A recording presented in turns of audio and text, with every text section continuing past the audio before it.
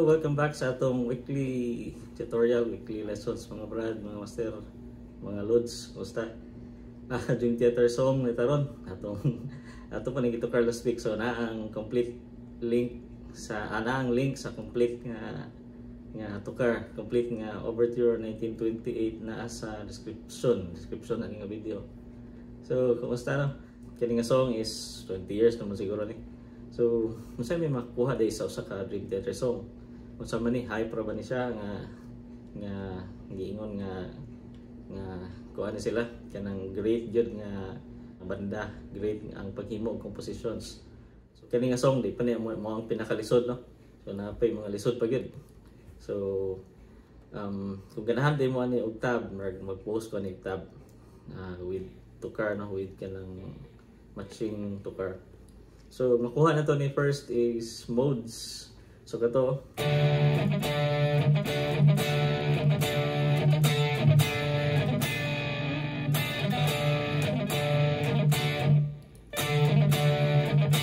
so delete yan no, kuha na to.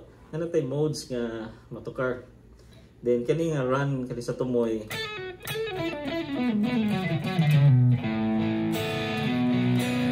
So delete yan po siya nga 6-flat.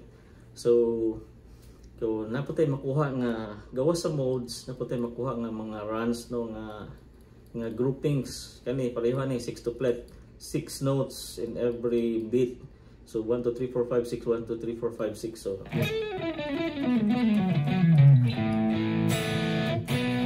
2 3 4 5 6 1 2 3 4 5 6 1 2 3 4 5 6. So ana 6-flat. So dili lang atong naandan nga 8 note og 4 or kuano quarter note nga tukar. So sa in every beat. So napod siya 6-flat. Ug daghan pa ni nga groupings nga maibaw-an to sa ka Dream Theater song. So mo na ikaduha na to nga makuha sa ka Dream Theater song groupings. Then sa sunod ni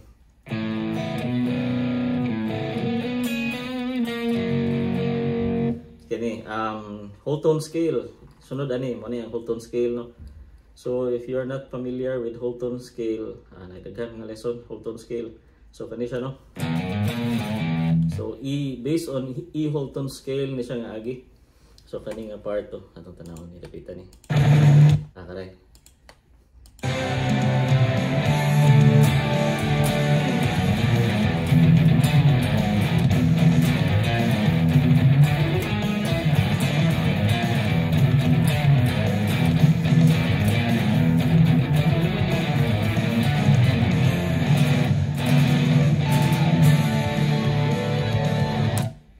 So usa sa ikatulo na itong mahibawan ang scales, different scales nga ginagamit sa Dream Theater.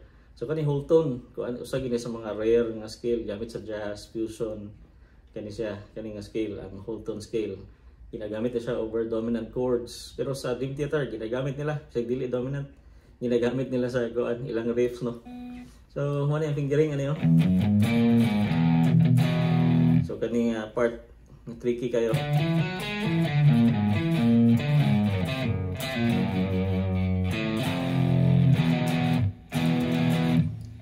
So, kana no. So, padayon ta.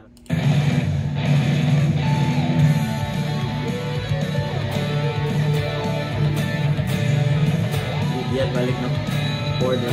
Keyboard na siya. Keyboard ang gada sa lead no.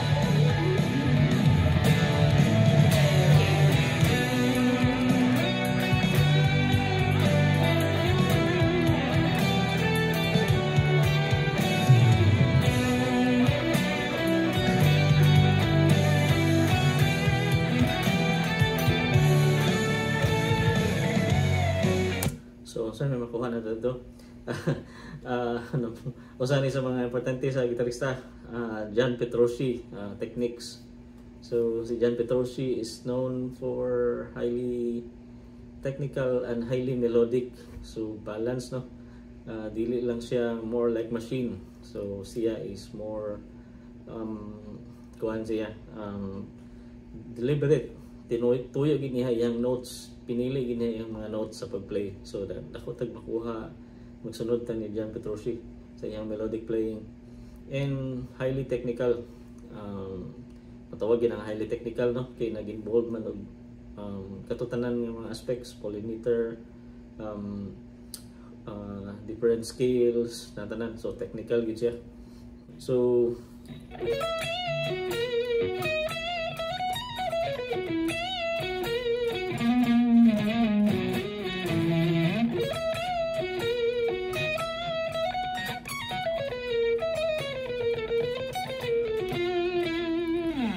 kani apo tayo makuha ni pareha lagi pang ganihan, no, katong kuan, katong groupings gyapon.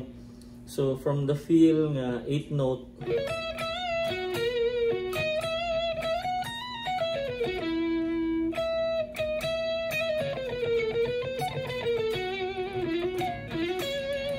so na yung mga string skippings o na ay groupings of kani groupings of 6 gyapon ni.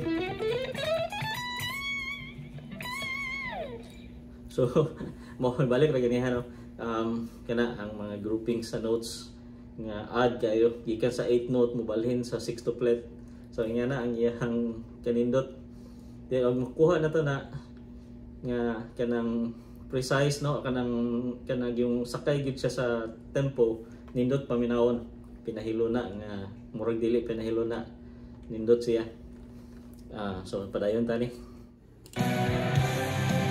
Kani nga part, balik na po ang melodic playing.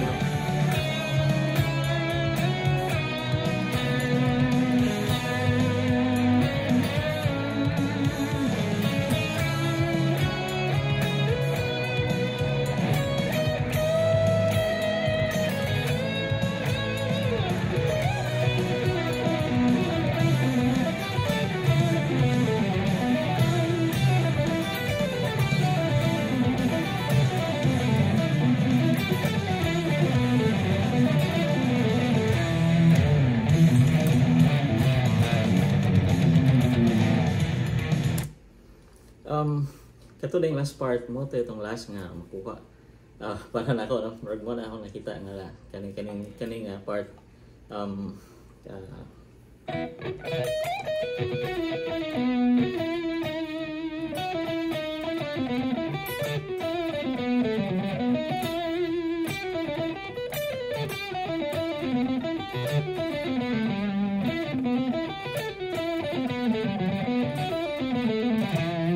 So that is mixolid yan.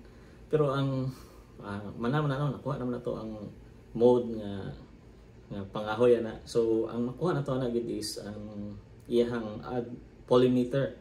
So ang iyang polymeter kayo atong kanon ha, tuto karon 2 3 4 1 2 3 4 5 6 7 1 2 3 4 5 6 7 1 2 3 4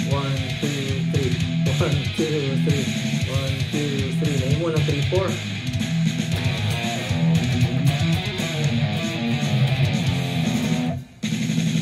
So katong last is 5-4 to.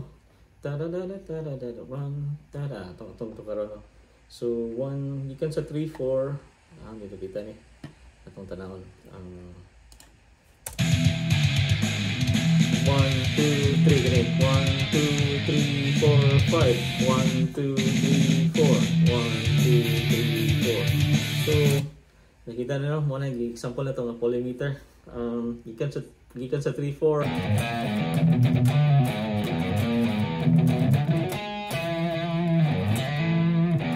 Kaning 3-4 na siya. Then na part nga na riff. Kani is 5-4. So tuto karon na makuha niyo asa na dapita. Kani atong iphon nga 5 bagid siya. 2, 3, 4, 5. 1, 2, 3, 4. Lagi. 2, 5, 4. So yan na siya kakomplikado, no? 4.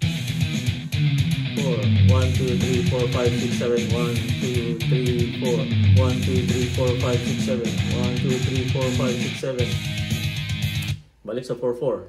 So na yung mga part ni insert nila ang odd time, no? Kaning mga bungkig nga mga time signature ba para komplikado samot. So mao ra to mga brad, nakita gid ato no tinuod nga komplikado gid ang song sa Dream Theater and dili lang siya hype. So when it comes to modal approach nila sa ilahang mga grouping, sa ilahang notes, sa scale nga ginagamit, gamit pa yung whole scale, nagamit pa uban mga scales, Lydian scale, kaning last is Mixolydian, you know.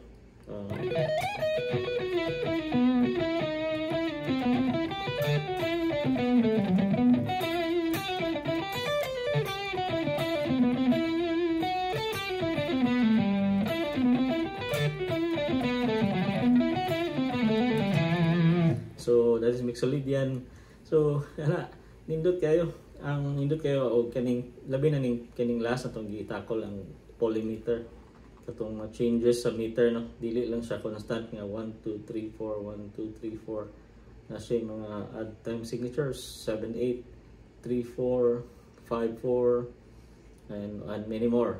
So kanira akong nakita for now, so daghan pa kay nig mapangahoy ani nga song actually, pero kani pa ang mga dali nga manotice na to nga kanang makuha na to ani nga kanta nga ma-apply na to sa atong pagkompo baka ha, or mapil baka tag Battle of the Bands, gamit ka ini nga mga ideas.